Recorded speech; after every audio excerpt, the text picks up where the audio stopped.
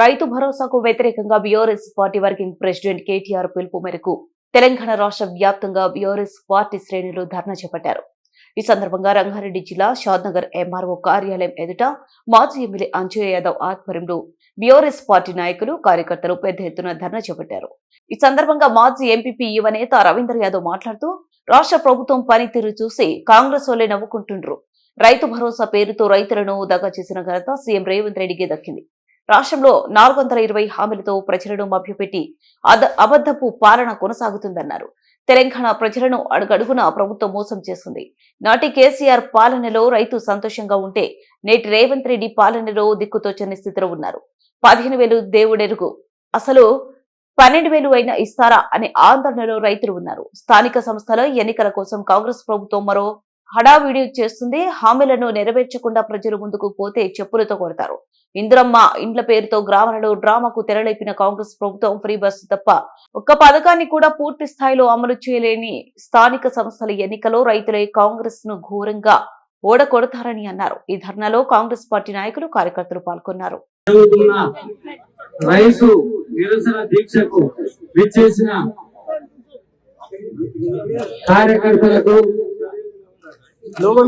నాయకులకు, పత్రికా విలేకరులకు, ఇక్కడికి విచ్చేసిన అందరికి, రైతులకి అందరికి ధన్యవాదాలు తెలియజేస్తూ,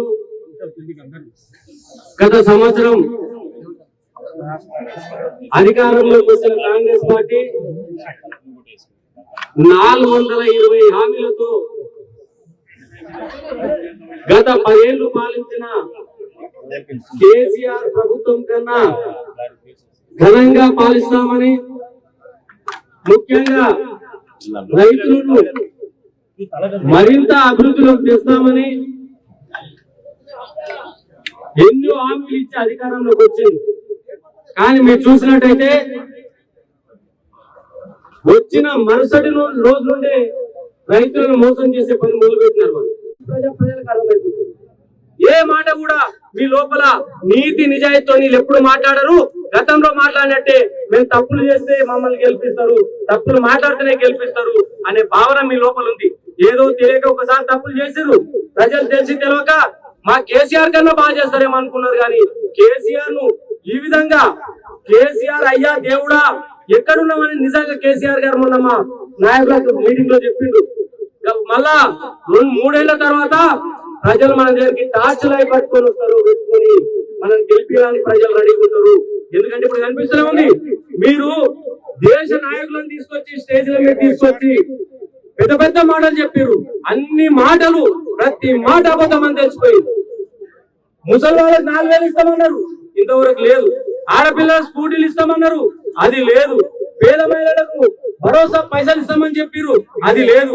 ఇప్పుడు నిన్న మొన్న ఇండ్లు స్టార్ట్ చేసారు, ఇప్పుడు ఆపేస్తారు. అది ఎందుకోసం అంటే మళ్ళీ ఎలక్షన్ ముందు మీకు ఇల్లు ఇస్తామని లోకల్ బాడీ ఎలక్షన్ లో చెప్పుకొని తిరిగి మళ్ళా ఓట్లు చేసుకొచ్చిన తర్వాత లేదు, ఊరికి 2-3 ఇస్తాం, మేము ఇప్పుడు ఇయ్యలేమని చెప్పే పరిస్థితి మళ్ళీ వస్తుంది. ఇది ఇప్పుడు కూడా రేపు లోకల్ బాడీస్ వస్తున్నాయి. ఏ విధంగా ప్రజల్లోకి పోవాలి, రైతుల దగ్గరికి ఎట్లా పోవాలని రైతు భరోసా మొదలు పెడతారు. లోకల్ బాడీ ఎలక్షన్ నోటిఫికేషన్ ఇస్తారు, అది నడుస్తా ఉంటది. కానీ కంప్లీట్ కాదు. అప్పటి వరకు ఎలక్షన్ అయిపోతుంది, వీళ్ళు బయట పడిపోతారు. ఎందుకంటే మనం మొన్న ఎంపీ ఎలక్షన్ లో మనం చూసినాం, అన్ని దేవుళ్ళ మీద, జోగుల అమ్మవారి మీద, యాదగిరిగుట్ట మీద, వేములవాడ నరసన్న మీద, ఆఖరికి హైదరాబాద్ పెద్దమ్మ తల్లి మీద కూడా ఓట్లే చెప్పారు. అలా ఏది 15 వర్గాల్లో 15 వర్గాల్లో మేము మొత్తం చేసేస్తామన్నారు. ఇక్కడ జరిగిందా? మళ్ళా 15 ఆగస్టు వచ్చినా కూడా ఈ రుణమాఫీ అయ్యేటట్టు లేదు. అంటే ప్రతి ధర పెంచడంతో పాటు ఇన్సెంటివ్ ఇచ్చేసి పాడి రైతులను అభివృద్ధిలో తీసుకురావడం జరిగింది. అన్ని హామీలు, రైతులకు బిల్లులు లేవు. పాలకు ఈ రోజు కూడా సరైన టైంలో బిల్లులు లేవు. 2 నెలలు లేట్ గా, 3 నెలలు లేట్ గా పాల ఇన్సెంటివ్ లేదు, రైతు భరోసా లేదు, రైతు రుణమాఫీ కూడా ఈ రోజు సరిగ్గా జరగని రోజులు. ఆ రోజు మీరు ఇన్ని హామీలు ఇచ్చినప్పుడు మీకు ఏది అప్పుల పాలుందని మీకు తెలియదా? మరి 1,00,000 రూపాయలకు రుణమాఫీ 1,00,000 రూపాయల వాళ్ళకి అన్న కేసీఆర్ ని కాదని మీరు 2 లక్షల రుణమాఫీ అని ఏ విధంగా చెప్పారు? అంటే రాష్ట్ర ఆర్థిక పరిస్థితి మీద అవగాహన లేదా? అవగాహన లేనప్పుడు పెన్షన్స్ 4,000 ఇస్తామని కానీ, 2 లక్షల రుణమాఫీ ఇస్తామని కానీ, లేకపోతే రైతు భరోసా 15,000 ఇస్తామని చెప్పేసి ఏ ధైర్యంతో ఆ రోజు మీరు చెప్పారు? అదే విధంగా రైతు భరోసా ఒక పట్టదారులకే కాకుండా కౌలు రైతులకు కూడా మీరు ఇస్తామని చెప్పారు. ఇప్పుడు కూడా మీ దగ్గర ఎలాంటి శాస్త్రీయత లేనేలేదు. పట్టదారులకు ఏమి ఇస్తారు, కౌలు రైతులకు ఎట్లా ఇస్తారు, కౌలు రైతులను ఎట్లా గుర్తిస్తారు, దేని ప్రకారం మీరు ఇస్తారు అనేది ఏది లేదు. ఒక మామూలు మనిషి ఇదే రైతు అబద్ధం మాట్లాడితే మీరు ఎన్నో విధాలుగా చూస్తుంది. ఒక రాష్ట్ర ముఖ్యమంత్రి రాష్ట్రానికి మేనిఫెస్టోలో పెట్టారు. మీరు సోనియా గాంధీని, రాహుల్ గాంధీని, ప్రియాంక గాంధీని తీసుకొచ్చి స్టేజీల మీద చెప్పించారు. మీరు 15,000 రుణమాఫీ ఇస్తామని, ఏది రైతు భరోసా ఇస్తామని చెప్పేసి ఎక్కడ పోయింది? అంటే మీ మాటలన్నీ అబద్ధాలా నేనే కనిపిస్తుంది కదా. ఏది కూడా మీరు మాట ప్రకారం నిలబడరు. ఇట్లాంటి వ్యక్తులు రేపు రైతులను ముందలు తీసుకొస్తారా? కాళేశ్వరం మునిగిపోయింది, కూలిపోయింది అన్నారు. మరి ఈ రోజు ఏమంటారు? మళ్ళీ కొత్తగా మల్లన్న సార్కెళ్ళి తీసుకొచ్చి మూసి నది మారిస్తామంటారు. మరి కూలిపోయిన పని ప్రాజెక్ట్ ఇప్పుడు ఎట్లా పనిచేస్తుంది? అభివృద్ధి చేయకున్నా సరే ఉన్న స్కీములు, ఉన్న అభివృద్ధి కార్యక్రమాలన్నా కొనసాగించే పరిస్థితి లేదు. గతంలో ఇప్పుడు చూడు పెన్షన్స్ కూడా ఒక నెల లేదు, వాళ్ళకి ఒక పెన్షన్ లేట్ గానే ఉంది. ప్రభుత్వ ఉద్యోగాలు గతంలో టిఆర్ఎస్ ప్రభుత్వంలో నోటిఫికేషన్ చేసి అందరికి రిక్రూట్ చేసిన తర్వాత ఇప్పుడు మనం చేసిన ఆర్డర్ కాపీలు ఇప్పుడు ఇస్తున్నారు వాళ్ళు. ఇంత ఘోరమైన ప్రభుత్వం ఎప్పుడు లేదు. ఇలా రుణమాఫీ చేసినప్పుడు మీకు అప్పు గుర్తు రాలేదా? పెన్షన్లు ఎక్కువ వేస్తామన్నప్పుడు మీకు అప్పు గుర్తు రాలేదా? భరోసా ఎక్కువ వేస్తామన్నప్పుడు మీకు అప్పు గుర్తు రాలేదా? స్కూటీలు ఇస్తామన్నప్పుడు మీకు అప్పు గుర్తు రాలేదా? ఈ ప్రాజెక్ట్స్ అన్ని ఎక్కడక్కడ తుప్పుపట్టే పరిస్థితి తీసుకొచ్చినప్పుడు మీకు అప్పు గుర్తు రాలేదా? ఇన్ని రకాల మోసాలు చేసి, ఇన్ని రకాల అబద్ధాలు చెప్పి ప్రభుత్వాలే అబద్ధాలు చెప్తున్నప్పుడు ఇంకెవరు చెప్పుకోవాలి మనం? ఏదైనా మంచైనా చెడైనా మీరు ప్రభుత్వానికి పోయి మన బాధలు చెప్పుకుంటాం కానీ ప్రభుత్వాలే మన మీద వచ్చేసి పిడుగులేస్తుంటే, మనం చెడ్డకొలలు తీసుకొని మనం తోముతుంటే ఇంకెవరు చెప్పుకోవాలనే పరిస్థితి కూడా లేకుండా పోయింది. ఇప్పుడు ప్రజలు కూడా అదే ఆలోచన చేస్తున్నారు. రేపు వచ్చే స్థానిక సంస్థల్లో సర్పంచ్ ఎలక్షన్ గాని, ముఖ్యంగా మున్సిపాలిటీ ఎలక్షన్లు గాని, అదే విధంగా ఎంపీడీసీలు, జెడ్పీడీసీ ఎలక్షన్ గాని ఖచ్చితంగా బీఆర్ఎస్ బీఫామ్ ఉంటే చాలు, కారు గుర్తుంటే చాలు, మేము ఆ పార్టీనే గెలిపించుకొని భారీ మెజార్టీతో గెలిపించి ఈ రాష్ట్రంలో ప్రభుత్వానికి ధీటుగా ఈ ప్రజాప్రతినిధులను నిలబెడతానని ప్రజలు నిర్ణయించుకున్నారు. ఖచ్చితంగా రాబోయే రోజుల్లో ఈ తెలంగాణ రాష్ట్రంలో ఉన్న ప్రతి రైతు పగబట్టి, లేకపోతే వాళ్ళకు పెట్టిన బాధలకు ఖచ్చితంగా కర్రు వాల్చి వాత పెట్టే పరిస్థితి వస్తుందని చెప్పేసి మీ అందరికి తెలియజేసుకుంటూ, అదే విధంగా ఈ రోజు ఇంత తక్కువ సమయంలో రాత్రి 9 గంటలకు పిలుపునిస్తే ఖాళీ వాట్సాప్ లో మెసేజ్ పెడితే ఇంత మంది కార్యకర్తలు వచ్చారంటే మా కార్యకర్తలందరికీ శిరస్సు వంచి నమస్కరిస్తూ సెలవు తీసుకుంటున్నాను. జై తెలంగాణ, జై తెలంగాణ, జై తెలంగాణ. మన సంవత్సర కాలంలో ఏ విజయాలు ఏ అభివృద్ధి చేయలేకపోయినా ఒక ఊటక విజయోత్సవ కార్యక్రమం చేపట్టడం జరిగింది.